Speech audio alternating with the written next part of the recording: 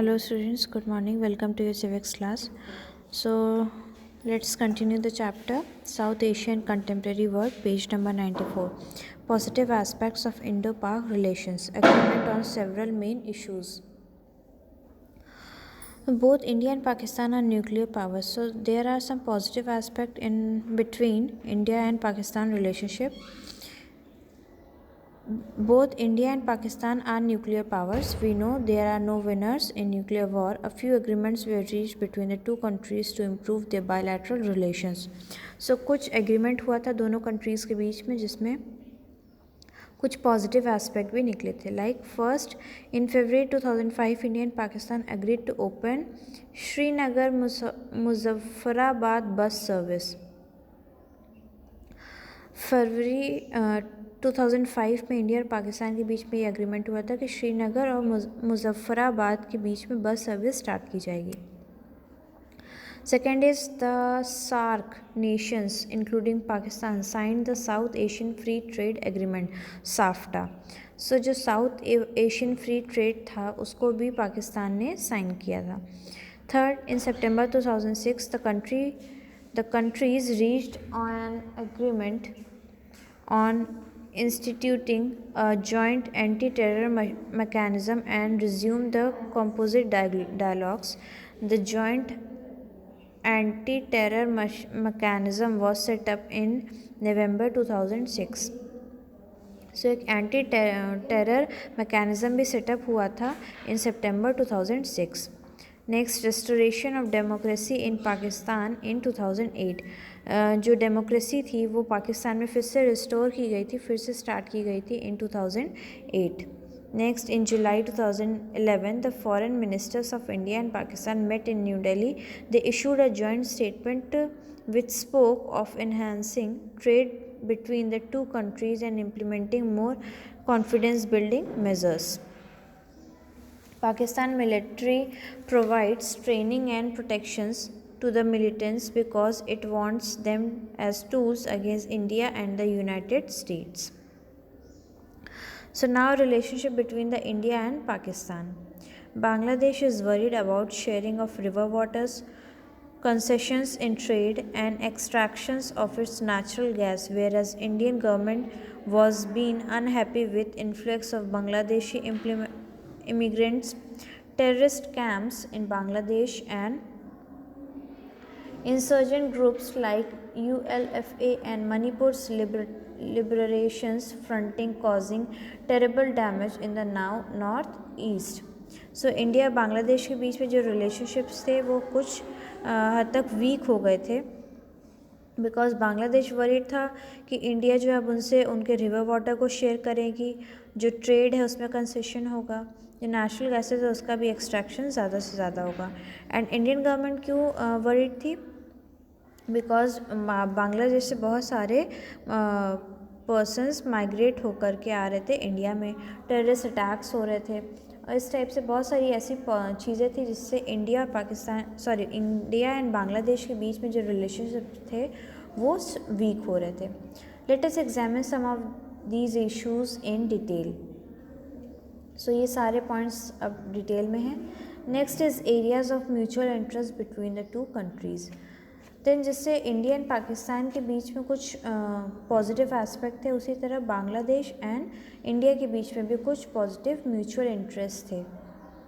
Like India played a historic role in the liberation movement of Bangladesh. Despite some differences, two countries continue to attach importance in their friendly and cooperative relations. कुछ इनके friendly और cooperative relations भी start हुए थे. Like commercial relations being improved considerably during the last 15 years. In 1996, India announced that some 13 goods from Bangladesh would have duty-free access to India. In September 2011, India's Prime Minister visited Bangladesh.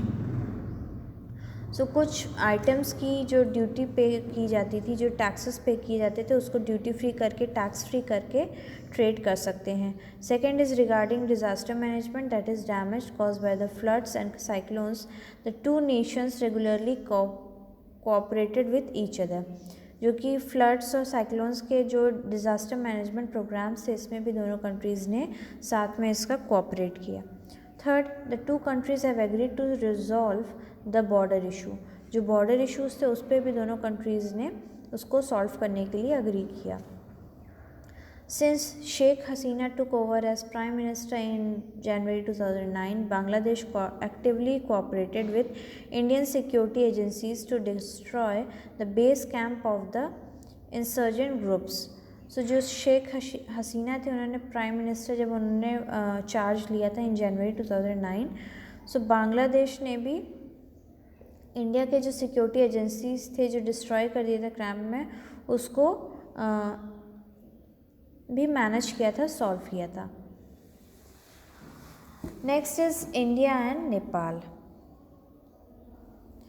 Geographically, culturally and economically the two countries have had some special relationship. The citizens of the two countries do not require passport and visas to enter the other country or to travel through it. So India और नेपाल के बीच में कुछ एक special relationship वो share करते हैं as किसी भी कंट्री के, दोनों कंट्रीज़ अलग अलग हैं लेकिन बॉर्डर क्रॉस करते समय किसी भी तरीके की पासपोर्ट या वीज़ा की ज़रूरत नहीं पड़ती है किसी भी कंट्री में जाने के लिए या फिर ट्रैवल करने के लिए।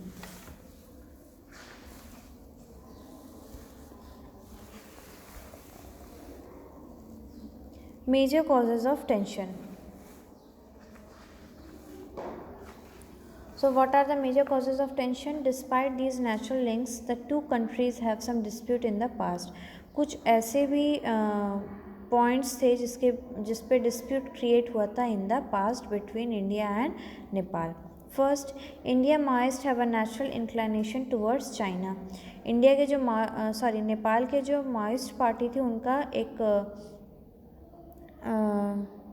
अट्रैक्शन चाइना की तरफ ज़्यादा था। Second, the open border facility existing between India and Nepal has been misused by Pakistan to promote its subversive activities over the past few years. और इंडिया और नेपाल का जो एक ओपन बॉर्डर था कि किसी भी तरीके के पासपोर्ट या वीज़ा की ज़रूरत नहीं पड़ेगी, इसका यूज़ कहीं ना कहीं पाकिस्तान ने भी किया for their terrorist activities or illegal activities. And third, there are many leaders and organizations in Nepal, especially the communist and the Maoist, who think that the Indian government interferes in their country internal affairs. और कुछ leaders और organisations Nepal में ऐसी भी थी जो कि ये सोचती थी कि इंडियन गवर्नमेंट पे उनकी कंट्री में या उनके इंटरनल अफेयर्स में इंटरफेयर करती है, इसलिए वो लोग भी इंटरफेयर क्रिएट करते थे। Next is improvement in relationship between the two countries.